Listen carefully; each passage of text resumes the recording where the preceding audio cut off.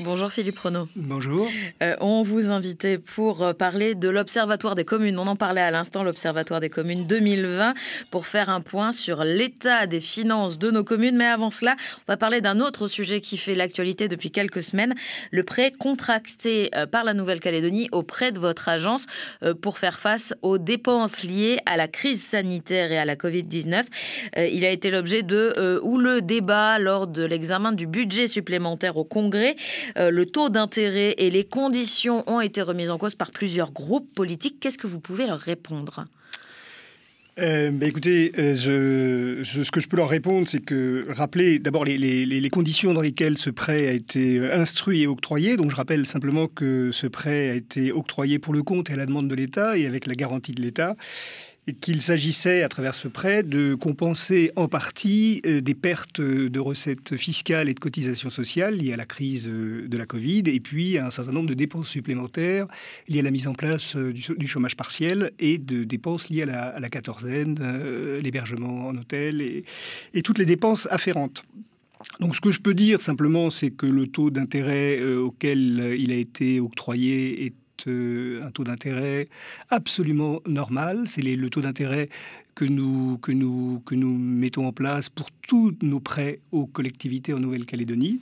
Je rappelle que c'est un prêt sur une durée assez longue, puisque c'est sur une durée de 25 ans, avec un différé de 2 ans, ce qui veut dire que la Nouvelle-Calédonie ne remboursera que les intérêts pendant 2 ans, et les remboursements en capital interviendront en 2022, pas avant. Donc la durée longue, le différé, la tarification, une tarification tout à fait normale par rapport aux prêts que nous pouvons octroyer à la ville de Nouméa, à la province Nord, à la province Sud ou à la collectivité de Nouvelle-Calédonie quand nous finançons leurs investissements. Donc il n'y a rien de particulier à ce prêt du point de vue de sa tarification. Et au niveau des garanties qui sont demandées, des conditions, est-ce que là aussi on est dans quelque chose d'habituel ? Écoutez, encore une fois, ces conditions, moi je ne vais pas m'exprimer sur les réformes. Je pense que je laisserai le président Santa le faire. Il l'a fait d'ailleurs il y a 48 heures à votre micro ici.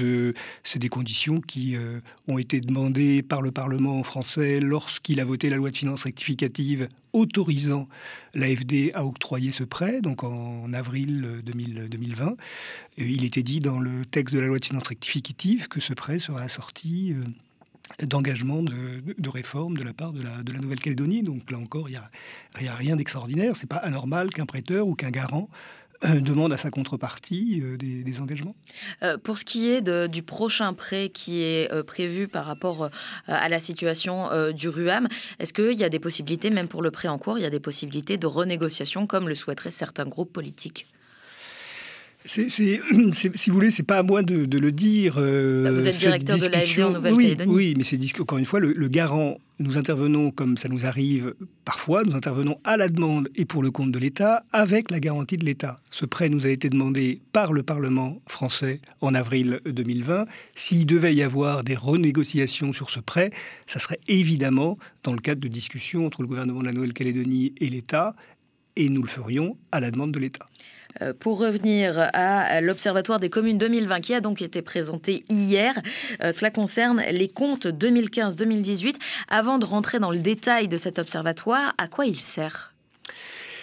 Écoutez, il existe un observatoire national des communes qui est fait par la Direction générale des collectivités locales, mais qui ne concerne pas les communes de Nouvelle-Calédonie et de Polynésie française. Donc c'est le seul document qui permet d'avoir des données agrégées sur les communes sur la Nouvelle-Calédonie. Donc ça permet simplement de dégager des tendances de fond, de regarder la situation financière des communes, le bloc communal, c'est-à-dire que nous ne faisons pas dans cet observatoire des analyses commune par commune. Ça, nous les réservons dans les discussions que nous avons avec elles. Mais nous faisons une analyse sur le bloc communal et puis par strate de population. Donc il sert simplement à mettre la lumière sur les communes, et je pense qu'elles le méritent vraiment, et puis à dégager des tendances de fond et voir un petit peu quelle est leur situation financière globale. En quoi l'AFD, aussi bien en Nouvelle-Calédonie que sur le reste du territoire national, est fondée à faire cet observatoire, à mener cette étude ? Je dirais qu'elle ne l'est pas sur le reste du territoire national, puisque sur le reste du territoire national, en métropole en particulier, nous n'intervenons pas. L'AFD, peut-être qu'on pourra en reparler, mais intervient dans les États étrangers et dans les collectivités d'outre-mer. Nous sommes fondés à faire cet observatoire parce que nous travaillons avec l'ensemble des collectivités de Nouvelle-Calédonie. Toutes les communes, de la plus petite à la plus grande, toutes les provinces et la collectivité de Nouvelle-Calédonie. Nous portons 50% de la dette de l'ensemble de ces collectivités et nous portons 2/3 de la dette des communes. Donc nous les connaissons très bien, nous travaillons très bien avec elles et j'en profite d'ailleurs pour signaler la qualité de la relation que nous avons avec elles, même quand il s'agit de leur dire des choses qui peut-être ne leur plaisent pas, quand nous considérons que leur situation financière doit être améliorée, nous n'hésitons pas à leur dire et on leur dit et on discute toujours dans très très bonnes conditions avec elles. En clair, c'est un peu la banque qui surveille son client pour être sûr qu'elle fait du bon travail et qu'elle ne fait pas n'importe quoi avec l'argent qu'on lui prête ? Je répète souvent que les collectivités locales en Nouvelle-Calédonie sont extrêmement importantes pour nous parce qu'elles représentent une partie significative de notre activité. Nous sommes sans doute aussi importants pour elles et que si nous voulons continuer à leur prêter, et nous voulons continuer à les accompagner à leur prêter, il faut que nous veillions à la solidité de leur situation et à la soutenabilité de leur trajectoire budgétaire et financière. Donc on a intérêt à les accompagner, mais on a intérêt à les accompagner en étant prudents, évidemment. Et c'est aussi leur intérêt, me semble-t-il. 7h08, vous êtes bien sur la première. Je rappelle l'invité de la matinale ce matin. Nous sommes avec Philippe Renaud, le directeur de l'AFD. Le standard est ouvert. Vous pouvez dès à présent poser toutes vos questions au 258 258. Charlotte Mestre. Philippe Renaud, on peut comprendre que cet observatoire soit utile aux décideurs, soit utile aux institutions de la Nouvelle-Calédonie. Pourquoi est-il cependant important que le public en ait connaissance et que vous le communiquiez au public ? Parce que vraiment, je crois que un des objets de cet observatoire, c'est de mettre un coup de projecteur sur les communes, sur les services qu'elles rendent aux populations, les contraintes dans lesquelles elles gèrent leur budget, ce qu'elles peuvent faire, ce qu'elles ne peuvent pas faire. Et je crois que les communes sont le premier échelon de l'exercice de la démocratie et sans doute le plus important, je ne sais pas, mais en tout cas, celui dont Gérard Larcher, le président du Sénat, a l'habitude de dire que le maire est à portée d'engueulade, passez-moi l'expression. Et donc, c'est important, évidemment, que la population des communes, la population générale, connaisse la situation financière des communes pour savoir ce qu'elles peuvent faire et ce qu'elles ne peuvent pas faire compte tenu du contexte économique, fiscal, territorial et budgétaire. Et donc, pour l'exercice 2015-2018, quel est ce bilan fait par vos services ?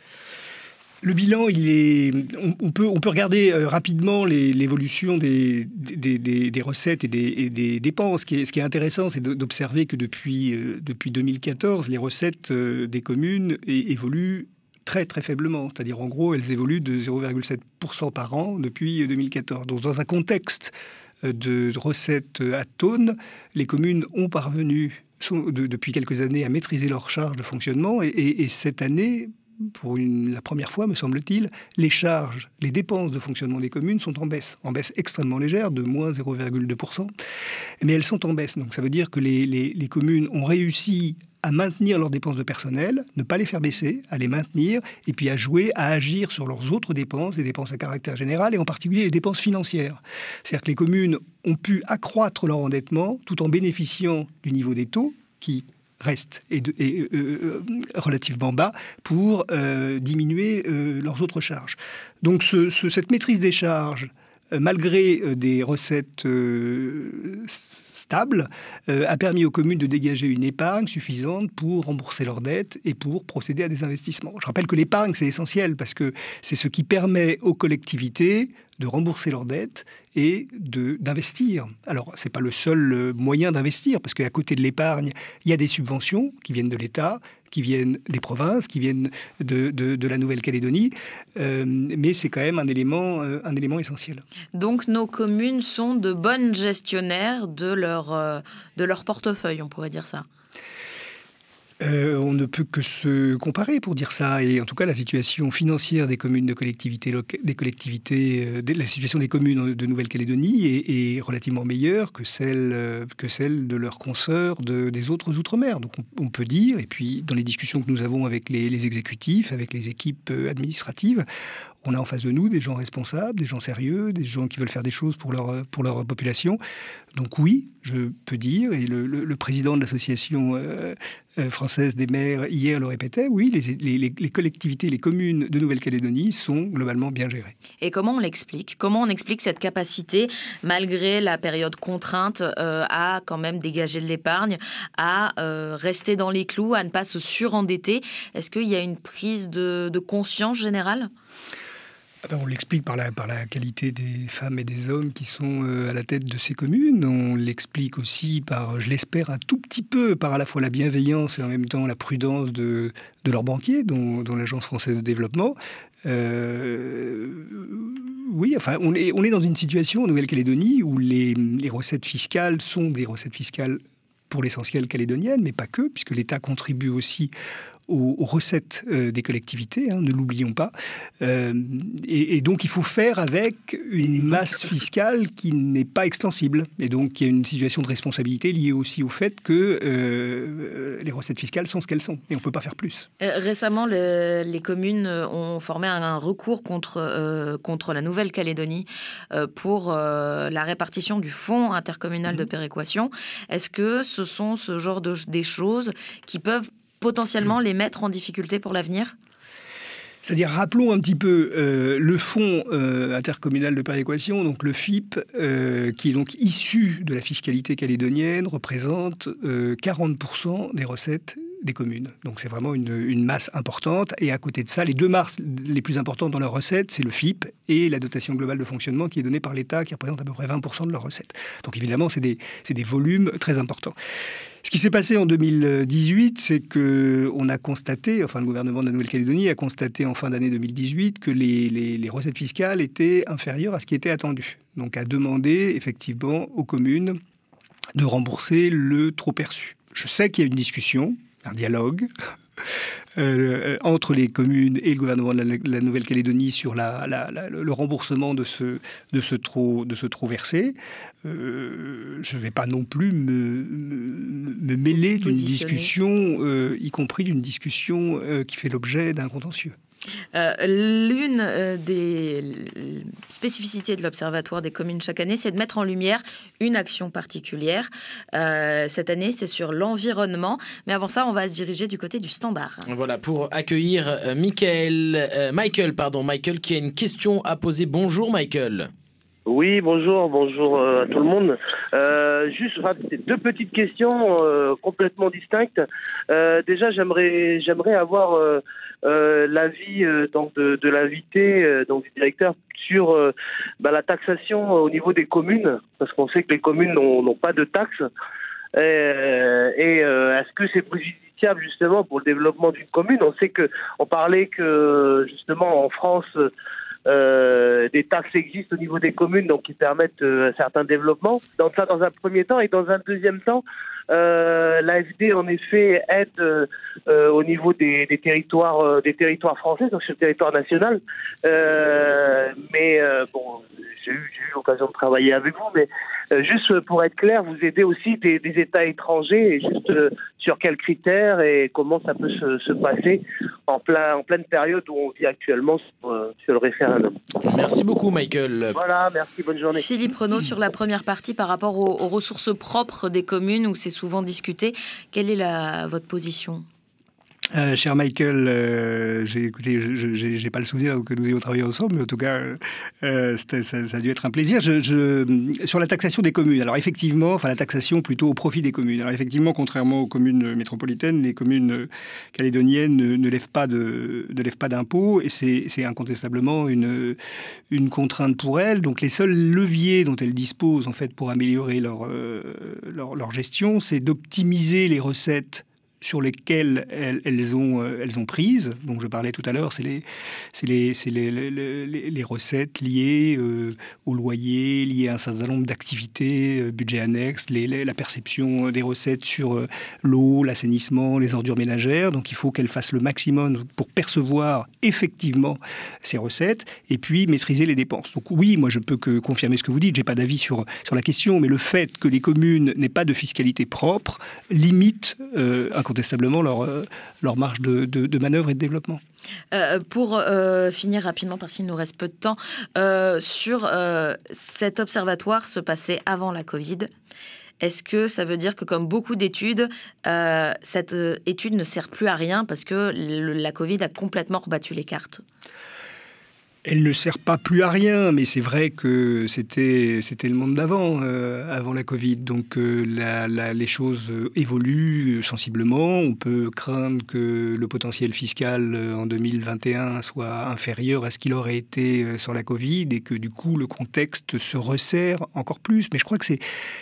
Covid ou pas Covid, c'est quand même important de suivre la trajectoire des collectivités locales en Nouvelle-Calédonie et de voir si elles arrivent à maîtriser leurs dépenses, leurs recettes, à continuer à investir, parce que je ne l'ai pas dit, mais ça me paraît essentiel. Et elles investissent beaucoup, les communes, et elles représentent 40% de l'investissement de l'ensemble des collectivités locales calédoniennes. C'est-à-dire qu'elles investissent...